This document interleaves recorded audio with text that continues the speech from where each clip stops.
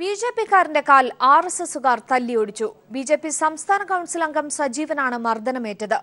4 പേർ ചേർന്നാണ് തന്നെ മർദ്ദിച്ചതെന്നും ആക്രമണം ആസൂത്രണം ചെയ്തത് ആർഎസ്എസ് കണ്ണൂർ മുഖ്യകാര്യവാഹക് ജയനെന്നും സജീവൻ പോലീസിന് മൊഴി നൽകി. സംഭവത്തിൽ 4 ആർഎസ്എസ് പ്രവർത്തകരെ അറസ്റ്റ് ചെയ്തു. ഇന്നലെ രാത്രി 9 മണിയോടെയാണ് സംഭവം. കൊച്ചി വെണ്ണലയിലുള്ള സജീവന്റെ വീട്ടിൽ 2 ബൈക്കുകളിലെത്തിയ 4 സംഘം ആക്രമണം നടത്തുകയായിരുന്നു. വടികൊണ്ട് അടിയേറ്റ സജീവന്റെ കാലൊടിഞ്ഞു. സജീവൻ സ്വകാര്യ ആശുപത്രിയിൽ ചികിത്സയിലാണ്. സജീവന്റെ പരാതിയുടെ അടിസ്ഥാനത്തിൽ കണ്ടാലറിയാവുന്ന 4 പേർക്കെതിരെ പാലാരിവട്ടം പോലീസ് കേസെടുത്തിരുന്നു. ആർഎസ്എസ് തൃക്കാക്കര മണ്ഡലം കാര്യവാഹകവും കണ്ണൂർ സ്വദേശിയുമായ ജയചന്ദ്രനാണ് ആക്രമണം ആസൂത്രണം ചെയ്തതെന്ന് ബിജെപി സംസ്ഥാന കൌൺസിൽ അംഗമായ സജീവൻ മൊഴി നൽകിയിട്ടുണ്ട്. ആർഎസ്എസുകാരാണ് ആക്രമണത്തിന് പിന്നിലെന്നും സജീവൻ പോലീസിനെ അറിയിച്ചിട്ടുണ്ട്. കഴിഞ്ഞ നിയമസഭാ തെരഞ്ഞെടുപ്പുമായി ബന്ധപ്പെട്ട തൃക്കാക്കരയിൽ ആർഎസ്എസും ബിജെപിയും തമ്മിൽ ഭിന്നത നിലനിൽക്കുന്നുണ്ട്. ബിജെപിക്ക് വോട്ട് കുറയാൻ ജയചന്ദ്രന്റെ നേതൃത്വത്തിലുള്ള ആർഎസ്എസ് ആണ് കാരണമെന്ന് സജീവന് പരാതിയുണ്ടായിരുന്നു.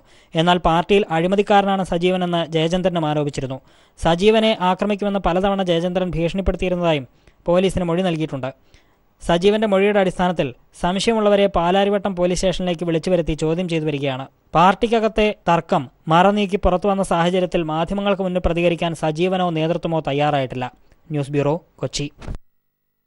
നീറ്റ് പരീക്ഷയ്ക്കെത്തിയ വിദ്യാർത്ഥികളെ അടിവസ്ത്രങ്ങൾ അഴിച്ചു പരിശോധിച്ച സംഭവത്തിൽ സംസ്ഥാന മനുഷ്യാവകാശ കമ്മീഷൻ സ്വമേധയാ കേസെടുത്തു. ഗുരുതരമായ മനുഷ്യാവകാശ ലംഘനമെന്ന് കമ്മീഷൻ.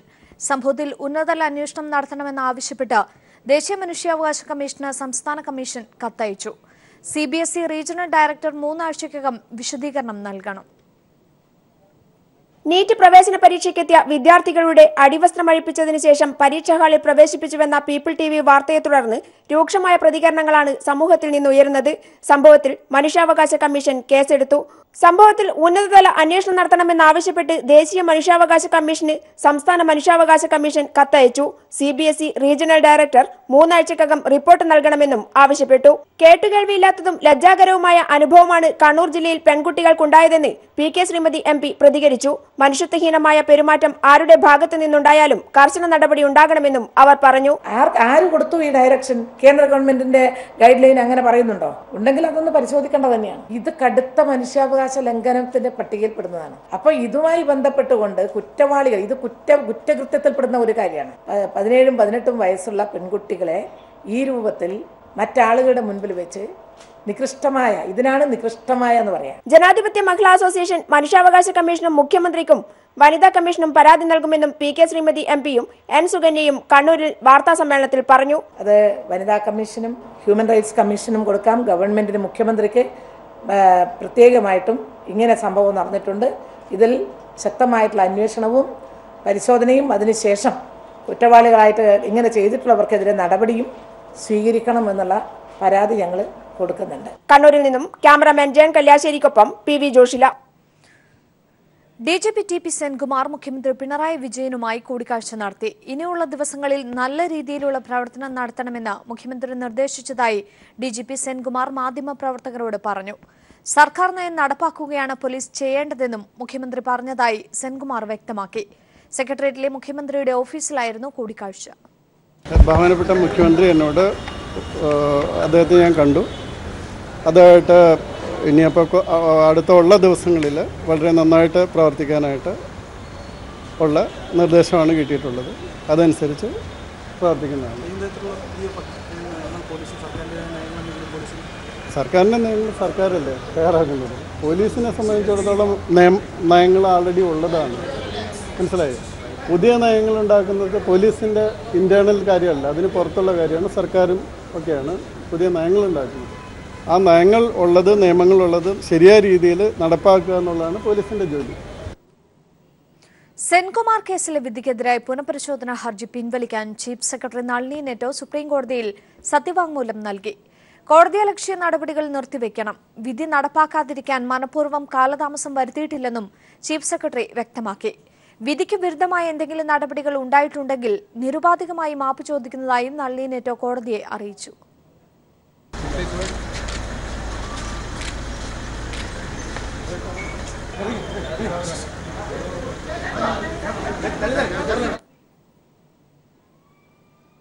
പോലീസ് മേധാവിയായി പുനർനിയമിക്കണമെന്ന വിധി വന്ന ഏപ്രിൽ 24 മുതൽ അത് നടപ്പിലാക്കാൻ സ്വീകരിച്ച നിയമപരമായ കാര്യങ്ങൾ വിശദീകരിച്ചാണ് ചീഫ് സെക്രട്ടറി നളിനി നെറ്റോ സത്യവാങ്മൂലം സമർപ്പിച്ചിരിക്കുന്നത്. കോടതി വിധി അനുസരിച്ച് സെൻകുമാറിനെ പോലീസ് മേധാവിയായി നിയമിച്ചു.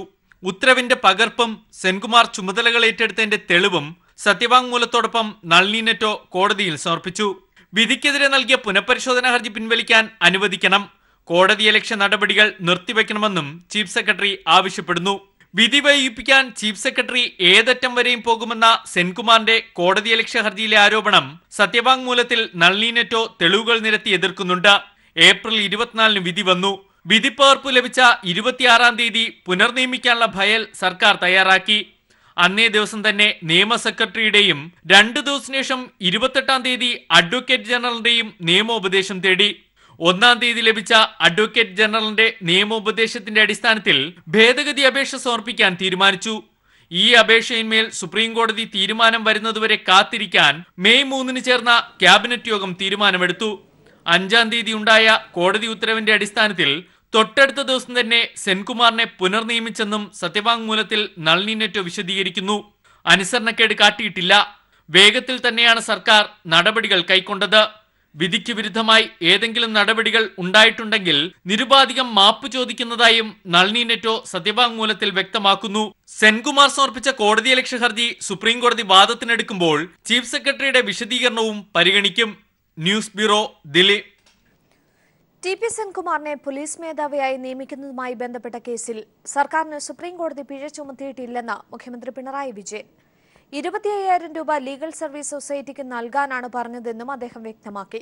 സെൻകുമാറിന്റെ കേസ് ചർച്ച ചെയ്യണമെന്നാവശ്യപ്പെട്ട് പ്രതിപക്ഷം കൊണ്ടുവന്ന അടിയന്തര പ്രമേയ നോട്ടീസിന് മറുപടി പറയുകയായിരുന്നു മുഖ്യമന്ത്രി. സുപ്രീം കോടതിയുടെ പരിഗണനയിലിരിക്കുന്ന വിഷയം അടിയന്തര പ്രമേയമായി ആവർത്തിക്കുന്നത് ദൗർഭാഗ്യകരമെന്ന് സ്പീക്കർ വ്യക്തമാക്കി. അതേസമയം കോടതി വിധി മുഖ്യമന്ത്രിയുടെ മുഖത്തേറ്റ പ്രഹരമാണെന്ന് ആരോപിച്ച് പ്രതിപക്ഷം സഭയിൽ നിന്നും ഇറങ്ങിപ്പോയി. ടി.പി. സെൻകുമാർ കേസിൽ സർക്കാരിന് തിരിച്ചടിയുണ്ടായെന്നും സർക്കാരിന് പിഴശിക്ഷ ലഭിച്ചുവെന്നും ഈ വിഷയം ചർച്ച ചെയ്യണമെന്നും ആവശ്യപ്പെട്ട കെ മുരളീധരനാണ് അടിയന്തര പ്രമേയ നോട്ടീസ് നൽകിയത്. എന്നാൽ സുപ്രീം കോടതിയുടെ പരിഗണനയിലിരിക്കുന്ന കേസായതിനാലും അടിയന്തര പ്രാധാന്യമില്ലാത്തതുകൊണ്ടും വിഷയം റൂൾ 50 അനുസരിച്ച് അവതരിപ്പിക്കാതെ പ്രതിപക്ഷം പിന്മാറണമെന്ന് സ്പീക്കർ അഭ്യർത്ഥിച്ചു. പ്രതിപക്ഷത്തിന്റെ നിലപാട് ദൗർഭാഗ്യകരമാണെന്നും സ്പീക്കർ പറഞ്ഞു. പക്ഷേ സ്പീക്കറുടെ അഭ്യർത്ഥന മുഖവിലേക്കെടുക്കാതെ നോട്ടീസിലെ പരാമർശം സെറ്റിൽഡ് കേസാണെന്ന് പറഞ്ഞ് വിഷയം അടിയന്തര പ്രമേയമായി അവതരിപ്പിക്കണമെന്ന് പ്രതിപക്ഷ നേതാവ് ആവശ്യപ്പെടുകയായിരുന്നു. റിവ്യൂ ഹർജി തള്ളിയതും പിഴ വന്നതും സർക്കാരിനേറ്റ തിരിച്ചടിയാണ്. മേലെ ശ്രീവാസ്തവ, താഴെ തച്ചങ്കരി എന്നത് മുഖ്യമന്ത്രിക്ക് പറ്റിയത് തന്നെയെന്നും മുരളീധരൻ ആരോപിച്ചു. എന്നാൽ സുപ്രീം കോടതി വിധി സഭയിൽ ആവർത്തിച്ച് വായിച്ചാണ് മുഖ്യമന്ത്രി പിണറായി വിജയൻ മറുപടി നൽകിയത്. സർക്കാർ നിയമപരമായ നടപടികളെ സ്വീകരിച്ചിട്ടുള്ളൂ. സർക്കാർ കോടതിയിൽ മാപ്പ് പറഞ്ഞിട്ടില്ലെന്നും മുഖ്യമന്ത്രി വ്യക്തമാക്കി. സർക്കാർ സുപ്രീം കോടതിയിൽ സമർപ്പിച്ച ഹർജിയിൽ സർക്കാരിന് പിഴ വിധിച്ചിട്ടില്ല. സർക്കാർ മാപ്പ് പറയുകയും ഉണ്ടായിട്ടില്ല. ഇത്തരം ആരോപണം മനഃപൂർവ്വമായി സഭയെ തെറ്റിദ്ധരിപ്പിക്കാൻ ഉദ്ദേശിച്ചുള്ളതാണ്. ഈ കേസിൽ നിയമം അനുശാസിക്കുന്ന പ്രകാരം സുപ്രീം കോടതിയിൽ വിശദീകരണത്തിനുള്ള ഹർജിയും റിവ്യൂ ഹർജിയുമാണ് സർക്കാർ നൽകിയത്. എന്നാൽ വിചാരണ സമയത്ത് സുപ്രീം കോടതി വിശദീകരണ ഹർജി തള്ളുകയും അതിൽ 25,000 രൂപ സുപ്രീം കോടതിയുടെ ലീഗൽ സർവീസ് അതോറിറ്റിയിൽ അടക്കാനും ജുവനൈൽ ജസ്റ്റിസ് ആവശ്യങ്ങൾക്കായി ഉപയോഗിക്കാനുമാണ് കോടതി നിർദ്ദേശിച്ചത്. സുപ്രീം കോടതിയോട് സർക്കാർ ഒരു ഘട്ടത്തിലും അനാദരവ് കാട്ടിയിട്ടില്ല. സർക്കാരിന്റെ ഒരു പിഴവും സുപ്രീം കോടതി ചൂണ്ടിക്കാട്ടിയിട്ടുമില്ല. ഈ സർക്കാർ നിയമപ്രകാരം നിയമിച്ച ഒരു DGPയെ മാറ്റി UDF സർക്കാർ നിയമവിരുദ്ധമായി നിയമിച്ച DGPയെ നിയമിക്കണമെന്ന ഉത്തരവിലെ വ്യക്തതയാണ് സർക്കാർ കോടതിയിൽ ആവശ്യപ്പെട്ടതെന്നും വിഷയം ചർച്ച ചെയ്യേണ്ട സാഹചര്യമില്ലെന്നും മുഖ്യമന്ത്രി പറഞ്ഞു. തുടർന്ന് അടിയന്തര പ്രമേയ ചർച്ചയ്ക്ക് അനുമതി നിഷേധിച്ചു. മുഖ്യമന്ത്രിയുടെ മുഖത്തേറ്റ അടിയാണ് സുപ്രീം കോടതി വിധിയെന്ന് രമേശ് ചെന്നിത്തല പറഞ്ഞു. ഇതിന് മുഖ്യമന്ത്രി തിരിച്ചടിച്ചു. സർ ചോദിച്ചല്ലോ, സെലിൻ രാജോ മുഖ്യമന്ത്രി, നിയമസഭയിലല്ല, ഹൈക്കോടതിയുടേതായ ചോദ്യമല്ലേ സർ. 2013 ഒക്ടോബർ 24 ഹൈക്കോടതി പറയാണ് സർക്കാർ അന്വേഷണം നിഷ്പക്ഷമാകില്ല, CBI വരട്ടെ. സർ, മുഖത്ത് അടി കിട്ടിയത് പിണറായി വിജയനല്ല, അടിയോടടിയായിരുന്നു കിട്ടിക്കൊണ്ടിരുന്നത്. അതേസമയം സർക്കാർ വീണെടുത്ത് കിടന്ന് ഉരുളുകയാണ്. സർക്കാരിന് അടിയും കിട്ടി പുളിയും കുടിച്ചു. മുഖ്യമന്ത്രി ഭരണഘടനയെ പിച്ചിച്ചീന്തുകയാണെന്നും ആരോപിച്ച് പ്രതിപക്ഷം നിയമസഭയിൽ നിന്ന് ഇറങ്ങിപ്പോവുകയായിരുന്നു. നിയമസഭയിൽ നിന്ന് സുനിൽ അരിമാനൂർ. സെൻകുമാർ കേസിൽ താൻ ബലിയാടായെന്ന തോന്നൽ ഇല്ലെന്ന് ലോക്നാഥ് ബെഹ്റ. സർക്കാർ നൽകുന്ന ഏത് ചുമതലയും ഏറ്റെടുക്കും. സർക്കാർ ഉദ്യോഗസ്ഥരെ സ്ഥലം മാറ്റാനുള്ള അധികാരം സർക്കാരിനുണ്ടെന്നും ലോക്നാഥ് ബെഹ്റ വ്യക്തമാക്കി. ജനങ്ങളെ നേരിട്ട് ബാധിക്കുന്ന അഴിമതി തടയുന്നതിന് മുൻഗണന നൽകുമെന്നും വിജിലൻസ് ഡയറക്ടറായി ചുമതലയേറ്റ ശേഷം അദ്ദേഹം പീപ്പിൾ ടിവിയോട് പറഞ്ഞു. സർക്കാർ നിർദ്ദേശം നടപ്പിലാക്കുകയാണ് ഉദ്യോഗസ്ഥരുടെ ദൗത്യമെന്ന് വ്യക്തമാക്കിയാണ് ലോക്നാഥ് ബെഹ്റ ചുമതലയേറ്റത്. ഉദ്യോഗസ്ഥരെ സ്ഥലം മാറ്റാനുള്ള പൂർണ്ണ അധികാരം സർക്കാരിനാണ്. ബലിയാടാണെന്ന തോന്നലില്ല. That's not. That's never. Government servants never should feel that. Because government has all the power, that is the sovereign power for governance. They can transfer, do so many things. These are all rules are there. So I have nothing. മുൻ vigilance director Jacob Thomas തികഞ്ഞ പ്രൊഫഷണലാണ്. ഉന്നത ഉദ്യോഗസ്ഥർക്കെതിരായ കേസുകൾ നിയമപരമായി മുന്നോട്ട് കൊണ്ടുപോകുമെന്നും Behera people ടിവിയോട് പറഞ്ഞു. നിയമ പ്രകാരം അന്വേഷിക്കണം. Only according to the law. Jacob is a very എൻ്റെ ബാച്ച്മെൻ്റ് ആയതുകൊണ്ട് ഞാൻ പറയാം, അദ്ദേഹം നല്ലതായിട്ട് അറിയാം എനിക്ക്. He is very passionate about it and quite പ്രൊഫഷണലാണ്.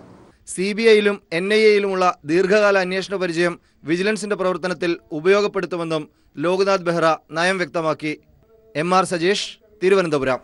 തിരികെ വാർത്തകളിലേക്ക്. പത്മനാഭസ്വാമി ക്ഷേത്രം എക്സിക്യൂട്ടീവ് ഡയറക്ടർ KN സതീഷിനെ മാറ്റാൻ സുപ്രീംകോടതിയിൽ ധാരണ. പകരം ആരെന്നതിൽ തർക്കം തുടരുകയാണ്. സംസ്ഥാന സർക്കാർ 3 പേരുടെ പേരുകൾ കൈമാറി. മുൻ chief secretary Neela Gangadharan, doctor R Karnan എന്നീ 2 പേരുകൾ അമിക്കസ് ക്യൂറിയും സമർപ്പിച്ചു. നാളെ സുപ്രീംകോടതി ഇക്കാര്യത്തിൽ തീരുമാനമെടുക്കും. ജൂൺ 19 ശേഷം എക്സിക്യൂട്ടീവ് ഓഫീസറെ മാറ്റിയാൽ മതിയെന്ന് വിവിധ കക്ഷികൾ സുപ്രീംകോടതിയിൽ ആവശ്യപ്പെട്ടു. കേരള കോൺഗ്രസിലെ പ്രശ്നങ്ങൾക്കിടെ പാർലമെന്ററി പാർട്ടി യോഗം ഇന്ന് തിരുവനന്തപുരത്ത് ചേരും. UDFുമായി ഒരു തരത്തിലും ബന്ധം വേണ്ടെന്ന മാണി വിഭാഗം നേതാക്കളുടെ നിർദ്ദേശത്തിനിടെയാണ് യോഗം. കോട്ടയത്തെ പ്രാദേശിക കൂട്ടുകെട്ടിൽ ജോസഫ് വിഭാഗം എതിർപ്പ് ഉന്നയിക്കും. തിരുവനന്തപുരത്ത് രാത്രി 8-നാണ് യോഗം. KM മാണിയുടെ കാര്യത്തിൽ മുസ്ലിം ലീഗിന് വ്യക്തമായ നിലപാടുണ്ടെന്നും ഇക്കാര്യം നാളത്തെ UDF യോഗത്തിൽ പറയുമെന്നും PK കുഞ്ഞാലിക്കുട്ടി. ഇക്കാര്യത്തിൽ പരസ്യമായ അഭിപ്രായ പ്രകടനത്തിനില്ല. നാളെ നടക്കുന്ന UDF യോഗത്തിൽ KM മാണിയുടെ കാര്യം ചർച്ച ചെയ്ത് തീരുമാനമെടുക്കുമെന്നും കുഞ്ഞാലിക്കുട്ടി പറഞ്ഞു. ലീഗിൻ്റെ അഭിപ്രായം ഞങ്ങൾ UDFിൽ പറയും. ഈ വക കാര്യങ്ങളിലൊക്കെ ഞങ്ങൾ എല്ലാവരും കൂടി അഭിപ്രായമേ ആദ്യം പുറത്തു പറയുള്ളൂ. കാര്യങ്ങളെ കൂടുതൽ കുഴപ്പത്തിലാക്കാൻ വേണ്ടി അഭിപ്രായം ആദ്യം പറയുക, പിന്നെ ആലോചിക്കുക എന്നുള്ള രീതി ഞങ്ങൾക്കില്ല. നാളെ UDF ഉണ്ട്. കൂട്ടായ ചർച്ചയുടെ അടിസ്ഥാനത്തിൽ ആ കാര്യത്തിൽ ഒരു നിലപാടെടുക്കും. കാലിത്തീറ്റ കുംഭകോണ കേസിൽ മുൻ ബീഹാർ മുഖ്യമന്ത്രി ലാലു പ്രസാദ് യാദവിന് തിരിച്ചടി. ലാലുവിനെ കുറ്റവിമുക്തനാക്കിയ ഹൈക്കോടതി ഉത്തരവ് റദ്ദാക്കിയ സുപ്രീംകോടതി ഗൂഢാലോചന ഉൾപ്പെടെയുള്ള കുറ്റങ്ങൾ പുനഃസ്ഥാപിച്ചു. ലാലുവിനെതിരെ 4 കേസുകളിൽ വിചാരണ പൂർത്തിയാക്കി 9 മാസത്തിനകം വിധി പറയണമെന്നും സുപ്രീംകോടതി നിർദ്ദേശിച്ചു.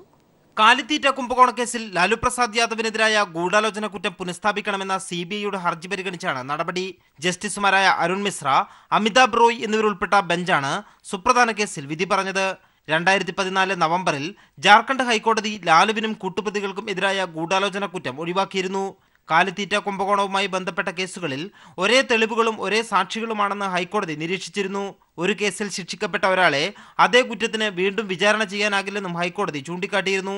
ഇതിനെതിരെ സുപ്രീംകോടതിയെ സമീപിച്ച CBI കേസുകൾ പല സ്വഭാവത്തിലുള്ളതാണെന്ന് വാദിച്ചു. 20 വർഷം കഴിഞ്ഞ കേസുകൾ ഇനിയും നീളാൻ അനുവദിക്കരുതെന്നും CBI ആവശ്യപ്പെട്ടു. 1990-97 കാലയളവിൽ ബീഹാർ മുഖ്യമന്ത്രിയായിരുന്നപ്പോൾ ലാലുവും കൂട്ടുപ്രതികളും ചേർന്ന് 1000 കോടി രൂപയുടെ കാലിത്തീറ്റ അഴിമതി നടത്തിയെന്നാണ് കേസ്. ഇതിൽ 38 കോടി അഴിമതി നടത്തിയ കേസിൽ 2013 ഒക്ടോബറിൽ റാഞ്ചി CBI കോടതി ലാലുവിന് 5 വർഷത്തെ തടവ് ശിക്ഷ വിധിച്ചിരുന്നു. മറ്റ് കേസുകളിലും വിചാരണ ആരംഭിച്ചപ്പോഴാണ് ലാലു പ്രസാദ് യാദവ് ജാർഖണ്ഡ് ഹൈക്കോടതിയെ സമീപിച്ച് അനുകൂല വിധി വാങ്ങിയത്. കുറ്റങ്ങൾ പുനഃസ്ഥാപിച്ച് വിചാരണ നടത്താൻ സുപ്രീംകോടതി ഉത്തരവിട്ടതോടെ വീണ്ടും കാലിത്തീറ്റ കുംഭകോണം ലാലുവിന്റെ രാഷ്ട്രീയ ജീവിതത്തിന് വിലങ്ങുതടിയായിരിക്കുകയാണ്. News bureau, Delhi. വരൾച്ചയിൽ വീർപ്പുമുട്ടുകയാണ് ഒരു പ്രദേശമാകെ. കടലിനോട് ചേർന്ന് നിൽക്കുന്ന കോഴിക്കോട് കൊയിലാണ്ടി ഏഴുകുടിക്കലിലെ ജനങ്ങളാണ് ഒരു തുള്ളി വെള്ളം പോലും ഇല്ലാതെ പ്രയാസം അനുഭവിക്കുന്നത്. കൊടും വരൾച്ച തുടങ്ങിയിട്ട് മാസങ്ങൾ ഏറെയായി. എവിടെയും ഒരു തുള്ളി വെള്ളം പോലും ഇല്ല. കിണറുകൾ വറ്റിവരണ്ട അവസ്ഥയിൽ. കോഴിക്കോട് കൊയിലാണ്ടി ഏഴുകുടിക്കൽ എന്ന തീരപ്രദേശത്ത് നിന്നുമാണ് ഈ കാഴ്ച. കുടിവെള്ളത്തെക്കുറിച്ച് ചോദിക്കുമ്പോൾ നിസ്സഹായത മാത്രം. പഞ്ചായത്തിന്റെ ജലനിധി പദ്ധതിയിൽ പൈപ്പ് വെള്ളം ലഭിക്കുന്നുണ്ടെങ്കിലും അത് ആഴ്ചയിൽ 2-3 തവണ മാത്രമാണ് ലഭിക്കുക. കുടിവെള്ളമില്ലാത്തതിന്റെ ദുരിതമാണ് ഓരോരുത്തരും പങ്കുവയ്ക്കുന്നത്. കുടിവെള്ളത്തിനായി ഒരു ടാങ്ക് പഞ്ചായത്ത് നൽകിയിട്ടുണ്ടെങ്കിലും പലപ്പോഴും അതിൽ വെള്ളം വരാറില്ല എന്നും നാട്ടുകാർ പരാതിപ്പെടുന്നു. ഒന്നിനൊരു പെരുമാറാനോ കുളിക്കാനോ എടുക്കാനോ തിരുമ്പാനോ ഒന്നിനൊരു വെള്ളമില്ലാത്ത ഇതാണ്. അതുകൊണ്ട് നമുക്കൊന്നും ചെയ്യാൻ പാടില്ല. ഈ വീട്ടുകാർ തന്നെ വെള്ളമില്ലാണ്ടാണ് 2 ആഴ്ചയായി വേറെ അമ്മൻ്റെ വീട്ടിൽ പോയി താമസിക്കുന്നത്. വെള്ളമില്ലാത്തത് കൊണ്ടുതന്നെ പലരും വീട് പൂട്ടി മറ്റിടങ്ങളിലേക്കും ചേക്കേറുന്നു. കൊടുംവരൾച്ചയെ എങ്ങനെ മറികടക്കും എന്നറിയാതെ ദുരിതത്തിലായിരിക്കുകയാണ് ഈ പ്രദേശത്തുകാർ. തൊട്ടുമുമ്പിൽ കടലോളം വെള്ളം, കുടിക്കാനാണെങ്കിൽ ഒരു തുള്ളി വെള്ളം പോലും ഇല്ല. കുടിവെള്ളത്തിനായി ഏതു വാതിൽ മുട്ടുമെന്നറിയാതെ ദുരിതത്തിലായിരിക്കുകയാണ് ഈ ജനത. ക്യാമറാമാൻ ജിബേഷിനൊപ്പം മേഘമാധവൻ, കോഴിക്കോട്. ഇന്ത്യൻ സിനിമയുടെ ഇതിഹാസം അമിതാഭ് ബച്ചൻ നായകനാകുന്ന മലയാള പരമ്പര യുദ്ധം ഇന്നു മുതൽ കൈരളി ടിവിയിൽ സംപ്രേഷണം ചെയ്യുന്നു. മികച്ച താരനിര തന്നെ അണിനിരക്കുന്ന പരമ്പര തിങ്കൾ മുതൽ വെള്ളി വരെ വൈകിട്ട് 7:30 കൈരളി ടിവി സംപ്രേഷണം ചെയ്യും. അമിതാഭ് ബച്ചന്റെ ആദ്യ ടെലിവിഷൻ പരമ്പര എന്ന നിലയിലും മലയാള ടെലിവിഷൻ രംഗത്തെ ഏറ്റവും ചിലവേറിയ പരമ്പര എന്ന നിലയിലും യുദ്ധം ഇതിനോടകം ചർച്ചാ വിഷയമായി കഴിഞ്ഞിരിക്കുന്നു. ഗൗതം ശിവറാം എന്ന ബിസിനസ് സംരംഭകനായാണ് ബച്ചൻ ഈ പരമ്പരയിൽ പ്രത്യക്ഷപ്പെടുന്നത്. ആദ്യന്ത്യം ഉദ്യോഗഭരിതമായ യുദ്ധം സംവിധാനം ചെയ്തിരിക്കുന്നത് ഇർഭുദാസ് ഗുപ്തയും ക്രിയാത്മക സംവിധാനം നിർവഹിച്ചിരിക്കുന്നത് ബോളിവുഡിലെ അതികായനായ അനുരാഗ് കശ്യപുവുമാണ്. അമിതാഭ് ബച്ചന് പുറമെ സരിക, നവാസുദ്ദീൻ സിദ്ദിഖി, KK മേനോ തുടങ്ങിയ മികച്ച താരനിര തന്നെ അണിനിരക്കുന്ന ഈ പരമ്പര തിങ്കൾ മുതൽ വെള്ളി വരെ വൈകിട്ട് 7:30 കൈരളി ടിവി സംപ്രേഷണം ചെയ്യും. അമിതാഭ് ബച്ചന്റെ സാന്നിധ്യം കൊണ്ടും കഥാഖ്യാനത്തിലെയും സാങ്കേതികതയുടെയും മികവുകൊണ്ടും ഈ സൈക്കോളജിക്കൽ ത്രില്ലർ ലോകമെമ്പാടുമുള്ള മലയാളി പ്രേക്ഷകർക്ക് ഒരു പുത്തൻ അനുഭവം തന്നെയായിരിക്കും. തലശ്ശേരി കോടിയേരി ആസ്ഥാനമായി പ്രവർത്തിക്കുന്ന മലബാർ CH സെന്റർ നിർമ്മിച്ച കെട്ടിടത്തിന്റെ ഉദ്ഘാടനം പാണക്കാട് ഹൈദരലി ശിഹാബ് തങ്ങൾ നിർവഹിച്ചു. ആതുര സേവന രംഗത്ത് ദയാവായ്പിന്റെയും മനുഷ്യസ്നേഹത്തിന്റെയും കേന്ദ്രമായി മാറിയ സെന്ററിന് ക്യാൻസർ രോഗത്താൽ പ്രയാസം അനുഭവിക്കുന്നവർക്ക് ആശ്വാസവും പ്രത്യാശയും നൽകാൻ ഇതിനകം തന്നെ സാധിച്ചിട്ടുണ്ട്. Malabar CH centre general secretary PPA Hameed, president PPA Hameed, VK Abdul Khader Moulavi, CPIM ജില്ലാ secretary P Jayarajan, N Shamseer MLA തുടങ്ങിയവർ സംസാരിച്ചു.